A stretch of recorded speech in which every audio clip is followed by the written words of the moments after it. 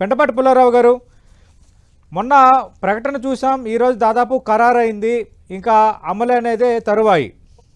దీని ఇంపాక్ట్ ఎలా ఉండొచ్చు, ఏ ఏ రంగాలపై ఇంపాక్ట్ ఉండొచ్చు, ఏ విధంగా దీనివల్ల మనకి మేలు జరుగుతుందంటే మీ అంచనా ఏంటి? నాకు ఒక రకంగా ఆశ్చర్యం వస్తుంది. లేనప్పుడు వరకు డీల్ లేదు డీల్ లేదు డీల్ లేదు చాలా మంది అన్నారు. డీల్ వచ్చాక డీల్ వద్దు వద్దు వద్దు అంటున్నారు. ఏంటిది? అమెరికాతో భారతదేశం సంబంధం లేకుండా ముందరికి వెళ్ళగలదా? మనకి 10 లక్షలు 15 లక్షలు 20 లక్షలు వీసాలు సంవత్సరానికి ఇస్తున్నారు. 5 లక్షల ఉద్యోగాలు అక్కడ ఉన్నాయి. ఇక్కడ 20 లక్షల 30 లక్షల 50 లక్షల ఉద్యోగాలు గ్లోబల్ సెంటర్స్ పెట్టి చేస్తున్నారు. 1 కోటి ఉద్యోగాలు.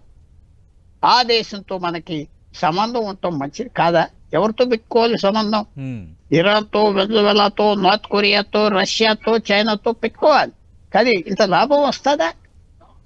ఒక ఇంపార్టెంట్ పార్ట్నర్ తో మనం జాగ్రత్తగా వాళ్ళ లోపాలు ఉండేలా ముందరికి వెళ్ళాలా ఉందా?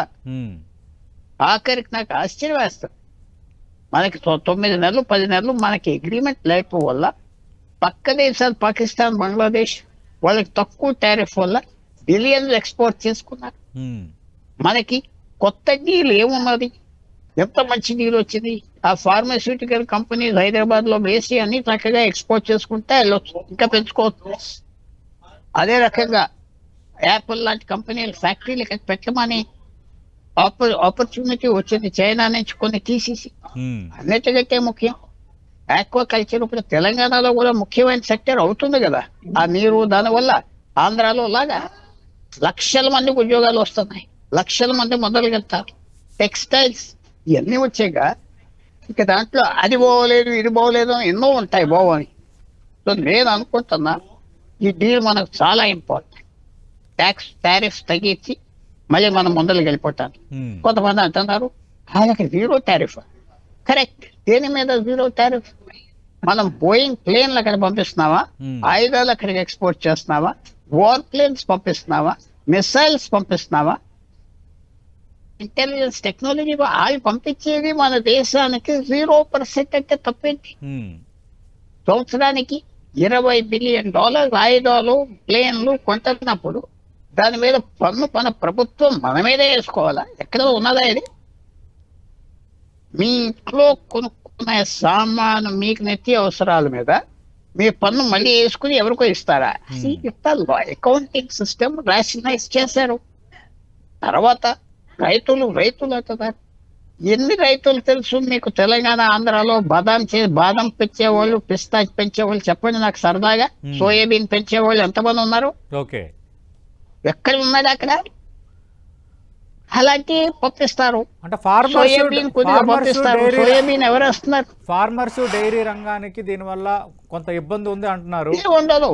నేను అడుగుతున్నా మిమ్మల్ని, పిస్తాస్, బాదాం, డ్రై ఫ్రూట్ అంతా దీని కింద వస్తుంది, ఫార్మర్స్ కింద. అది ఎలాగో ఎక్స్పోర్ట్ చేస్తున్నారు. మనకి ఎలాగో కావాలి. ఆఫ్ఘనిస్తాన్ నుంచి, పాకిస్తాన్ నుంచి కొనుక్కుంటాం, వీళ్ళ నుంచి కొనుక్కుంటాం. తప్పేంటి? అది మాకు ఒక్క రైతు తెలియదు. బాదాం వేసే రైతు ఒక్క రైతు తెలియదు. సో ఇది కొద్దిగా అదేమిటంటే ట్రంప్ కూడా మనతో డీల్ కావాలి, ఇది లొంగిపోయే దేశం కాదు. యూరోపియన్ యూనియన్ పెద్ద డీల్ చేసుకున్నది. మనం ఒక్కళ్ళే ఉండిపోతున్నాం. భారతదేశం, చైనా అందరితో పోరాటం ఏంటని లొంగిపోయాడు. చక్కగా మన దారికి వచ్చాడు. ఆయిల్ కొనమన్నాడు. మనం ఎక్కడి నుంచి కొనే ఆయిల్ ఆ కొట్టి నుంచి కొనుక్కుంటే మీకు తప్పేంటి? ఒక చిన్న లాస్ట్ పాయింట్ సతీష్ గారు.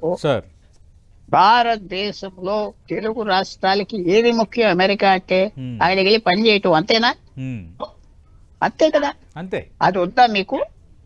ఆ వీసాల మీద మాట్లాడతారు, ఇప్పుడు సర్వీసెస్ తో మాట్లాడుతున్నారు. ఇది మాకు ముఖ్యం. గ్లోబల్ కెపాసిటీ సెంటర్స్ పెడతారు హైదరాబాద్ లో, కొన్ని వైజాగ్ లో పెడతారు. వేల మందికి హై పవర్ జాబ్లు వస్తాయి. 50,000 మంది, 1,00,000 మంది ఒక్కో సెక్టర్ లో.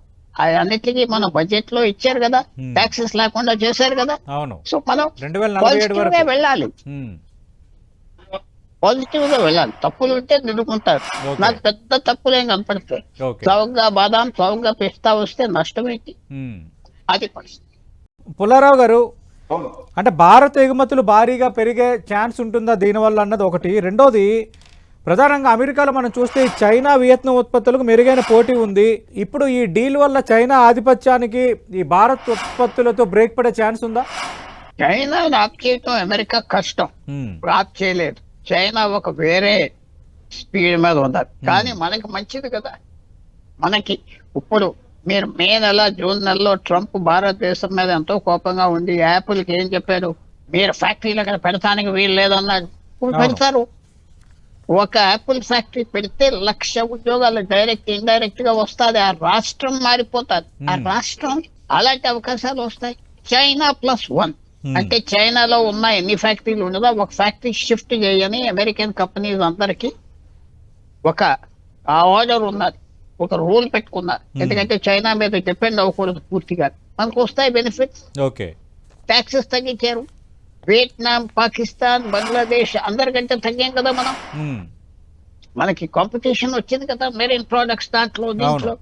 తర్వాత మనం ఎక్స్పోర్ట్ చేసే రైస్ పెరుగుతుంది. తర్వాత ట్రంప్ తో విధానం ఏంటి, ఏదో అనేస్తాడు, మళ్ళీ మర్చిపోతాడు, మళ్ళీ ఇంకో నెల వరకు ఎత్తాడు. ఇది మనం అడ్జస్ట్ చేస్తా పోవాలి. దీంట్లో తప్పేంటి? అందువల్ల నేను ఇది పాజిటివ్ గా చూస్తున్నాను. అవకాశం వచ్చింది. తర్వాత అంటే పంటపాటి పుల్లారావు గారు ఖచ్చితంగా పాజిటివ్ గా చూస్తున్నాము, అందరూ పాజిటివ్ గా దీన్ని యాక్సెప్ట్ చేస్తున్నాము.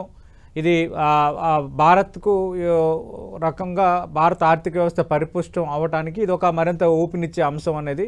రెండు భారత్ అమెరికా సంబంధాలలో ఇది ఒక మైలురాయి అని. కానీ ట్రంప్ ఇదే స్టడీగా ఉంటాడా అన్నది ఒక చర్చ. ఇప్పుడు మనకి స్టడీగా ఉండినా లేకపోయినా మనం అడ్జస్ట్ చేసుకుంటా పోవాలి. ఒక 1,000,000 టన్ బ్యారెల్స్ మన ఎక్కడి నుంచి అరబ్ కంట్రీస్ మనకు వచ్చేటప్పుడు సముద్రం సాఫీగా ఉండదు కదా, అడ్జస్ట్ చేస్తారు. క్లైమేట్ చూస్తే పోవాలి.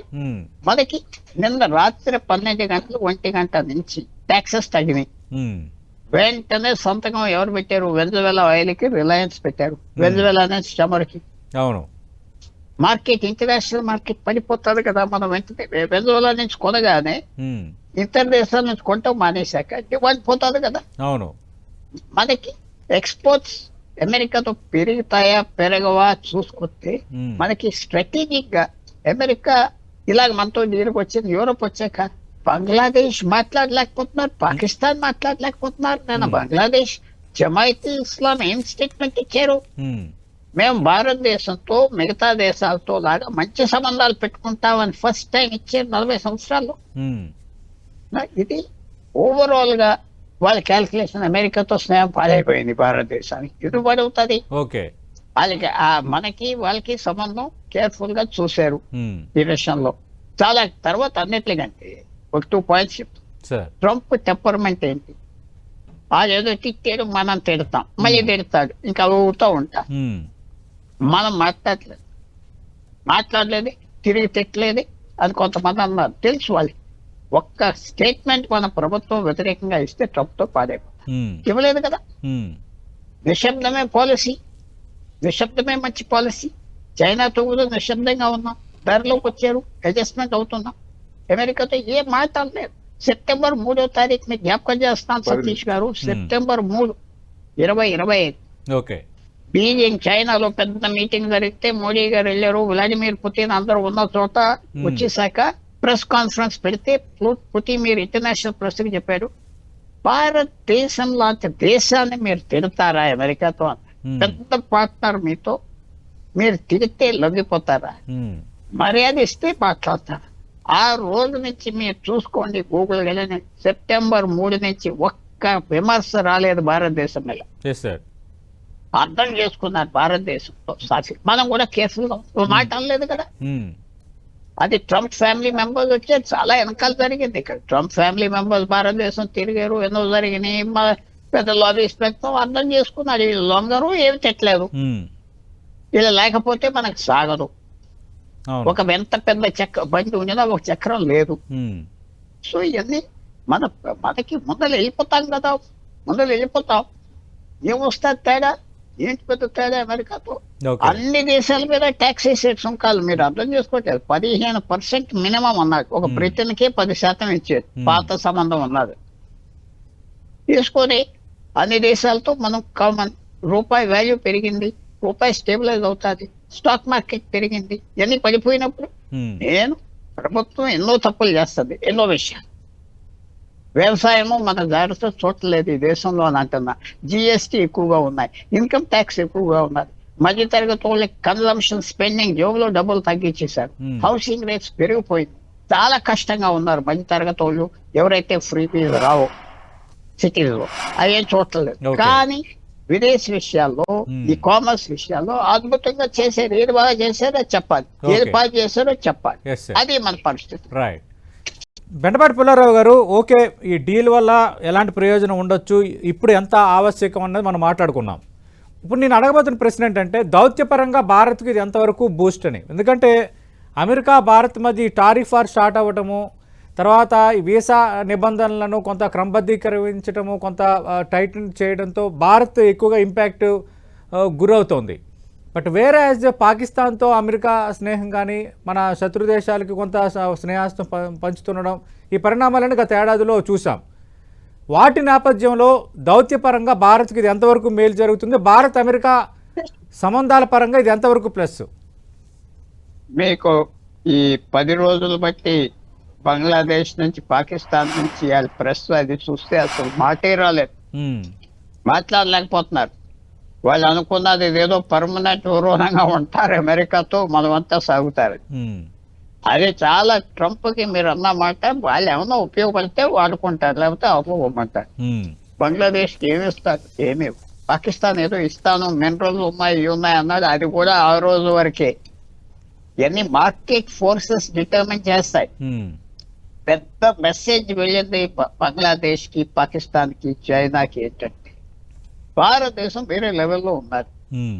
పెద్ద మెసేజ్, మనతో సంప్రదించాలి అమెరికా, మళ్ళీ కాదనలేదు అని వెళ్ళింది, పెద్ద మెసేజ్ వెళ్ళింది, చాలా పెద్ద మెసేజ్ అన్ని పక్క దేశాలకి.